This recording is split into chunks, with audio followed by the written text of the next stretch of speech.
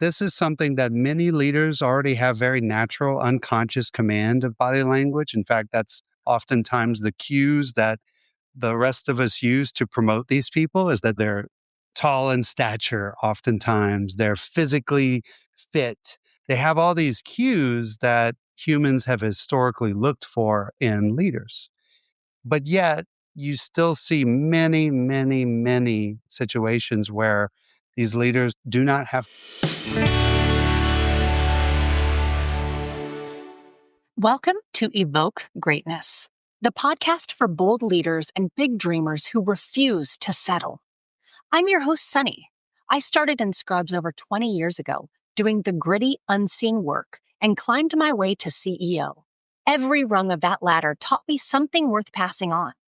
Lessons in leadership, resilience, and what it really takes to rise. You'll hear raw conversations, unfiltered truths, and the kind of wisdom that ignites something deeper in you. Your courage, your conviction, your calling. This show will help you think bigger, lead better, and show up bolder in every part of your life. This is your place to grow. Let's rise together.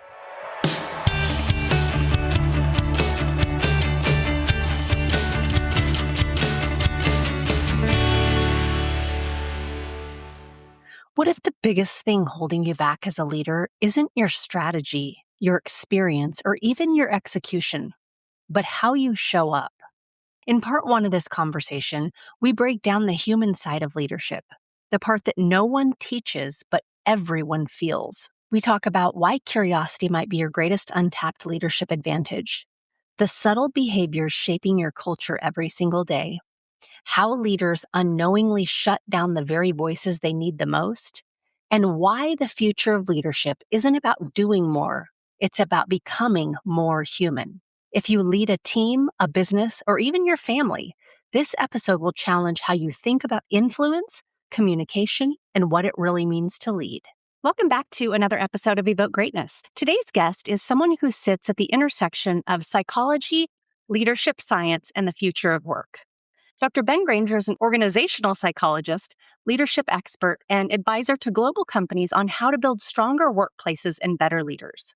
He's spent more than 15 years studying employee experience, leadership behavior, and organizational performance, including leading large-scale employee assessment and engagement initiatives at companies like Verizon and working with organizations through Qualtrics' employee experience practice.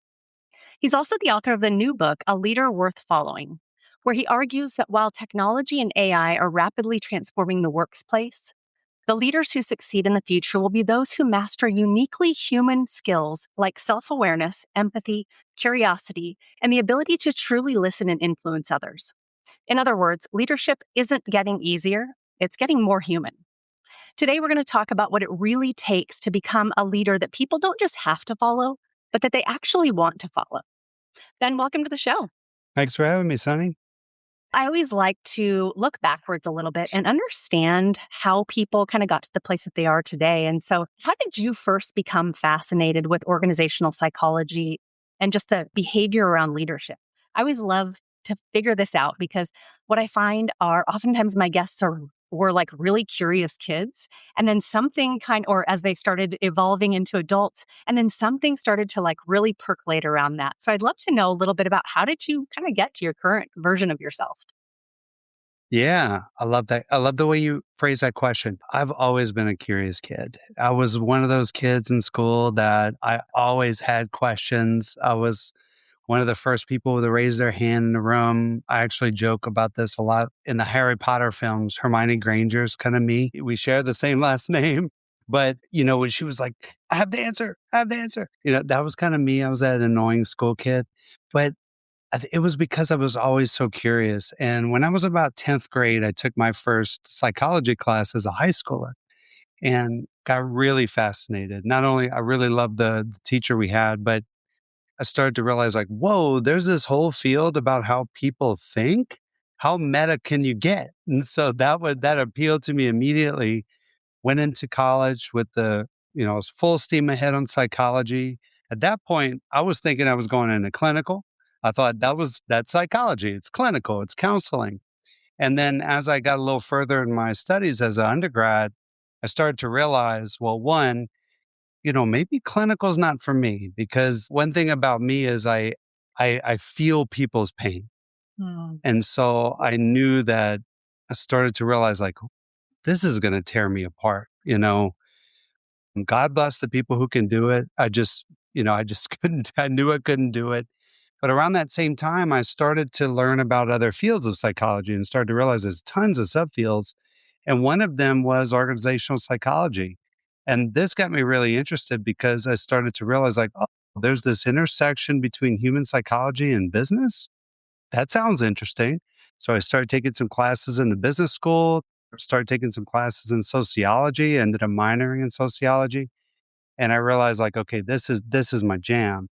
So I went on to pursue a doctorate in organizational psychology, and the fascination with leadership kind of evolved organically. And as you mentioned in your intro, I've done a lot of work on how to select employees, how to train and equip employees, what decisions can organizations make that improve the experience of employees, but also improve productivity? What are the things that leaders can do to improve customer experience? And as I started to distill all those learnings over the last few years, I realized the ultimate pivot point is the leader, the leadership. And I think all of us are leaders in some ways, but that's what really, it was just this kind of organic, hey, where's the curiosity taking me next? And that took me right to leadership. That's fascinating. I too, I was, as you were telling your story about being younger and being very curious and wondering how things worked, it kind of took me back. I was very curious when I was very young. And then about the time where kind of social components come into place, junior high, high school, I didn't become less curious, but I stopped asking questions for kind of fear of looking a certain way. And so it's interesting Oh, because very young, I used to be the one raising my hand, stopped raising my hand about that junior high, high school stage. And it's funny as an adult now, I'm in the first row. I am kind of reverted back to that place where it's like, I don't worry about other people's opinions, frankly, at this point in my life. But I've gotten back to that almost childlike wonder of such intense curiosity and being like a lifelong learner.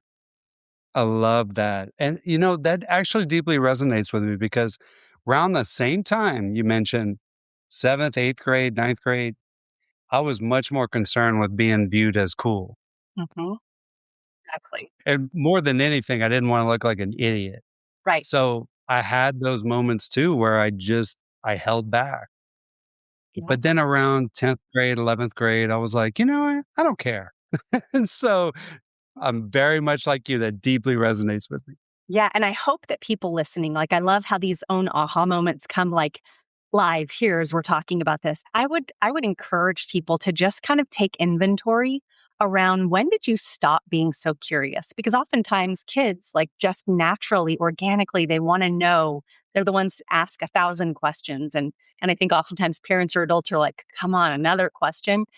But, really pause and ask yourself, when was the last time you were just like wholeheartedly curious and asked the questions and didn't worry about that? I would love for people to almost have their own aha moments here to say, oh, wow, you know what? It has been a while. Like, what do I need to do to kind of lean back into that? So I love when these things kind of happen as we're having this conversation and they unfold for us and thereby as people are listening will unfold for them as well.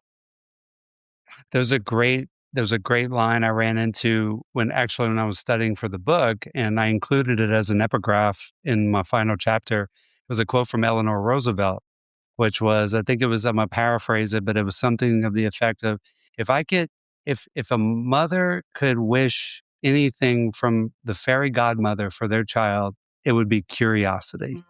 And I was like, Yes. "Yes, that is it, and let's lean into that. Let's not Right. lose that." And like you're saying, Sonny, maybe there's a point where we need to rediscover that because it's so important, especially in this age. Right. Yeah, 100%. You've spent years studying that employee experience and leadership behavior inside of large organizations. What surprised you the most when you started observing how leaders actually influence people in the workplace? I think one of the big, in a way it's surprising, in a way it's not, because of how common it is how much dominant behavior and political behavior and posturing happens in our organizations. One of the things I like to do as a consultant is I've worked with hundreds of household names, companies, brand names. And one of the things I often do is I'll go into their headquarters and have conversations with various leaders within the organization. One of my favorite pastimes in doing that is to just observe the communication norms of the organization. And especially when you have people of different ranks in a meeting.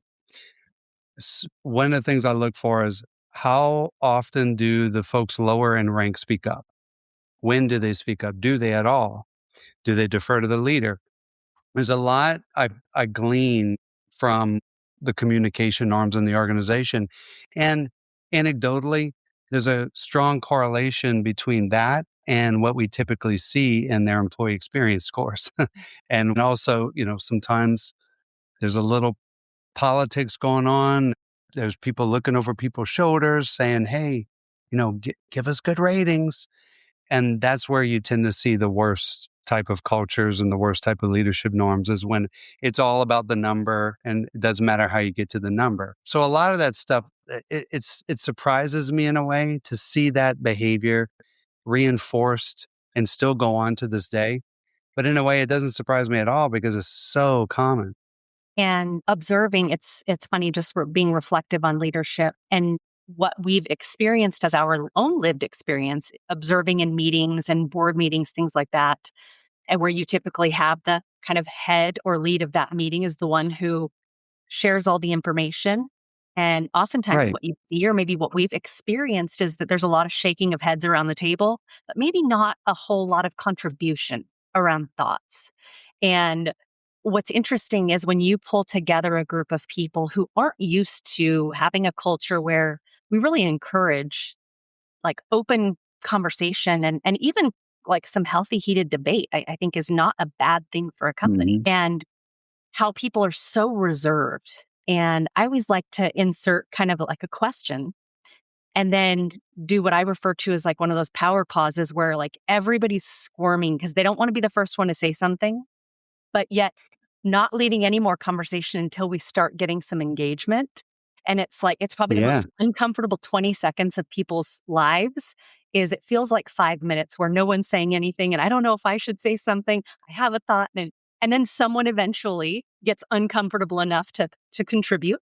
And then it like opens up and then the room gets a little bit more inviting and the air is like, oh, okay, we actually can share. But that's like a trick that I have kind of used in when Uh-huh. bringing new people around the table is like, hey guys, like it's gonna be uncomfortable. That's all right. Like let's feel like we can contribute though. I think that's a big portion is oftentimes people feel like they're expected to just sit around the table and nod their head yes.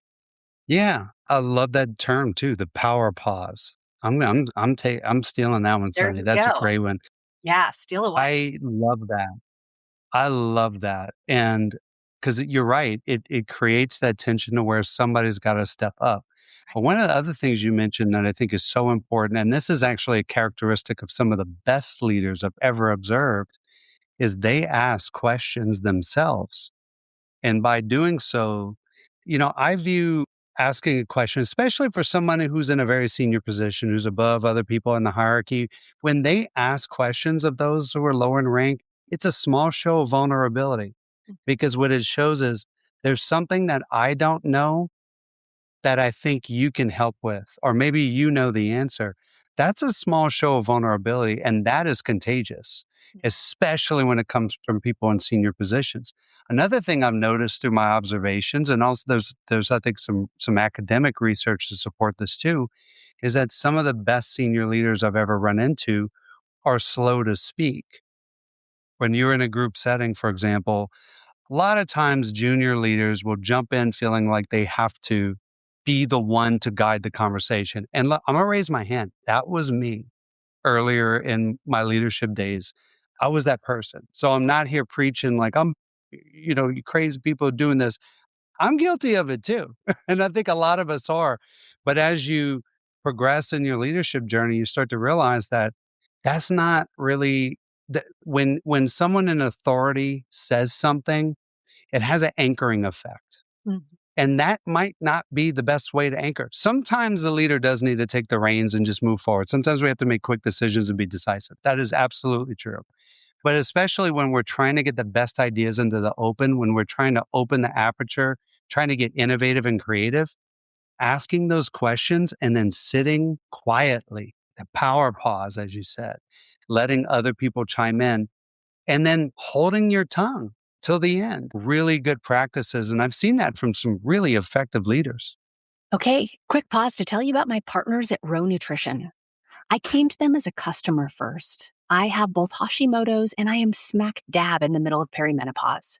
Their liposomal supplements have been a game changer for my brain fog, fatigue, and inflammation. I'm currently taking their NAD+, glutathione, and curcumin, and I recently added in both collagen and creatine. Anyone who knows me knows I only put my name behind what I actually use, and Row has earned it. You can use the code SONNIE15, SONNIE15 for 15% off at rownutrition.com, or you can click the link in the show notes and it'll take you right there. All right, let's hop back into the episode.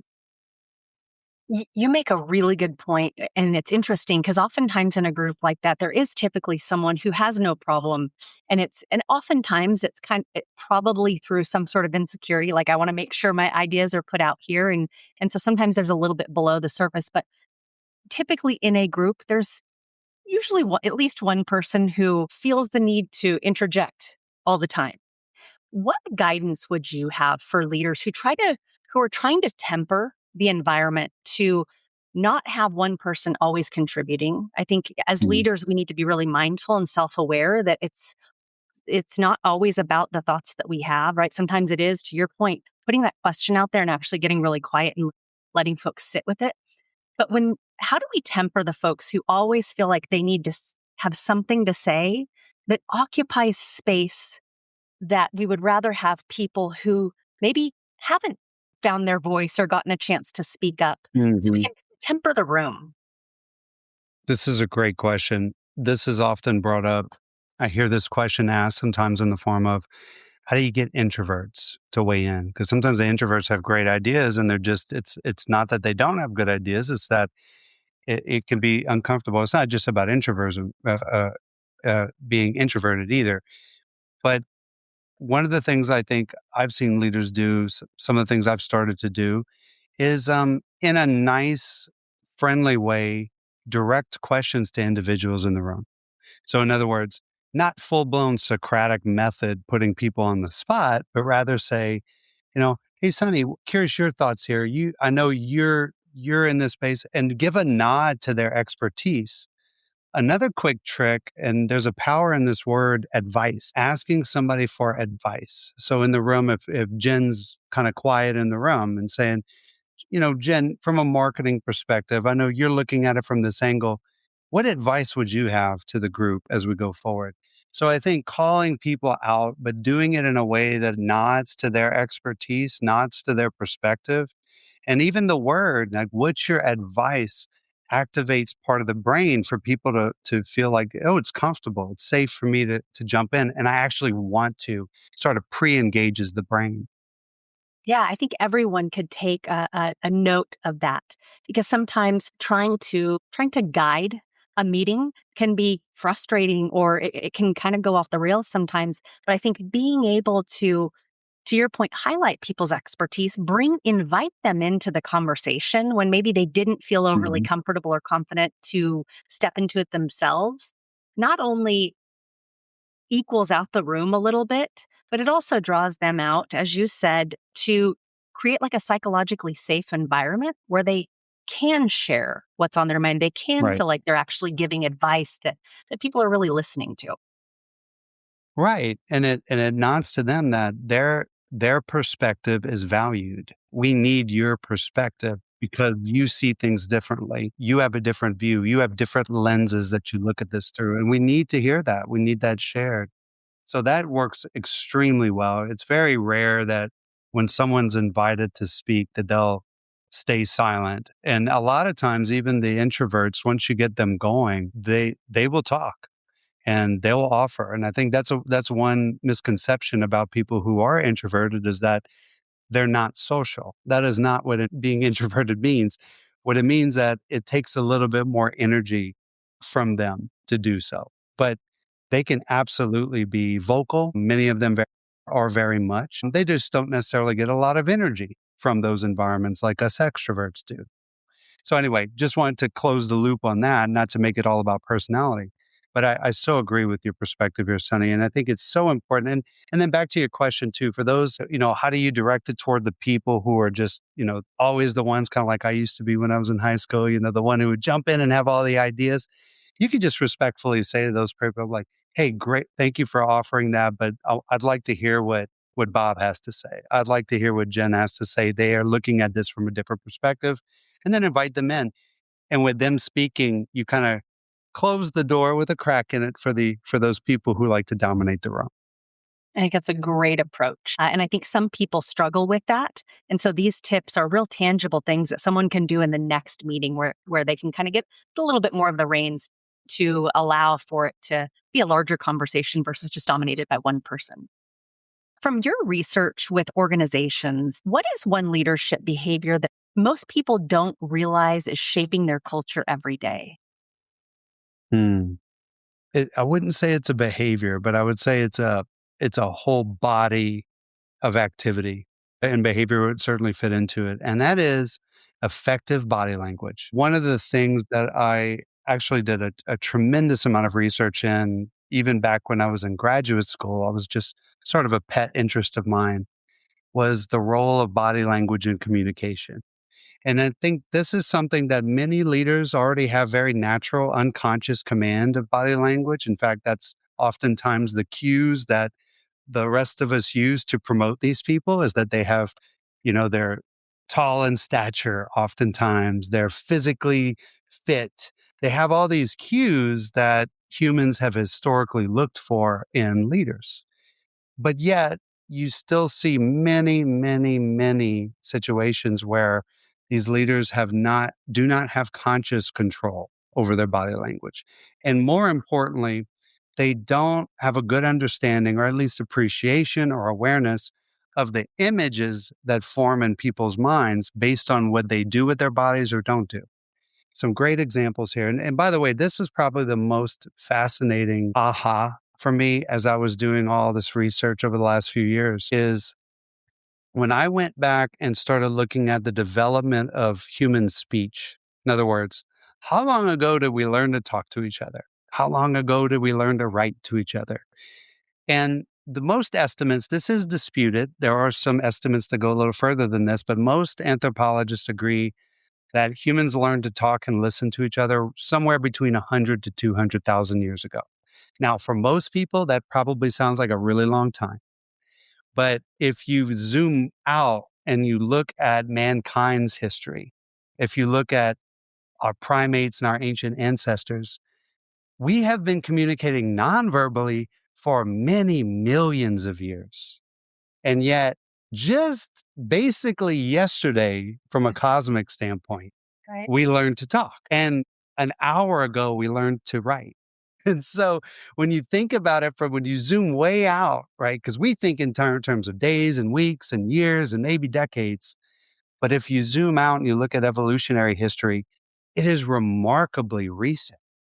And so, but today, I mean, how often, Sonny, do we rely purely on our words in black and white? We send an email, we say something on a webcast, and we often operate as if whatever we said and the intention behind it and the meaning behind it was conveyed. That is never true. Let me repeat that. That is never true. We always have to appreciate that everyone has a unique lens, including us, that we look at the world through. It is completely unique to us. And so when we communicate, especially using low fidelity forms like in written form, not to say not to write, I just wrote a book, right? It's in black and white. But so I have to compliment that. But again, back to your question, what I think leaders really need to consider better is the power of body language and the importance of body language and nonverbal communication in getting points across. The last thing I'll note here is that one useful framing I've found very helpful in my own communication is to think of it less as I'm trying to communicate an idea. That's certainly true. But what I'm really aiming to do, and what I challenge myself when I communicate to aim to do, is to create a mental image in the mind of the other person or people that's similar to mine. And sometimes in our field of organizational psychology, we call that shared mental models. And there's a tremendous amount of research on when groups have shared mental models of a problem, of a business problem, they attack it much more effectively, much more creatively. That I think is a really good goal to aim for because that changes the way that you think about how you communicate. Is it enough to send the email? Is it enough to send the email with a TDLR, too long didn't read at the top with a little summary? Is that enough based on what you're communicating? Do you need visuals? Do you need to get on a video call? Do you need to get in person with your team, with your organization to really get across this mental image that is so important for me to share with you that we need to use much more high fidelity communication? And body language is one of the ways where we can enhance. Okay, you know the routine. This is where we hit the pause button. If part one got you thinking differently about how you show up as a leader, part two is where we take it even deeper. We're diving into the essential human skills leaders must master for the future, how AI is reshaping leadership, and what will matter most because of it, the difference between managing performance and inspiring followership, and the specific behaviors that separate leaders people tolerate from leaders people trust. If you want to become the kind of leader people don't just work for, but believe in, then you're not going to want to miss part two. Hope to see you back next week. If today's episode challenged you, moved you, or lit a fire in your soul, don't keep it to yourself. Share it with somebody who's ready to rise. Could I ask you to take 30 seconds to leave a review? It's the best way to say thank you and help this show reach more bold leaders like you. Because this isn't just a podcast, it's a movement. We're not here to play small. We're here to lead loud, one bold and unapologetic step at a time. Until next time, stay bold, stay grounded, and make moves that make mediocre uncomfortable.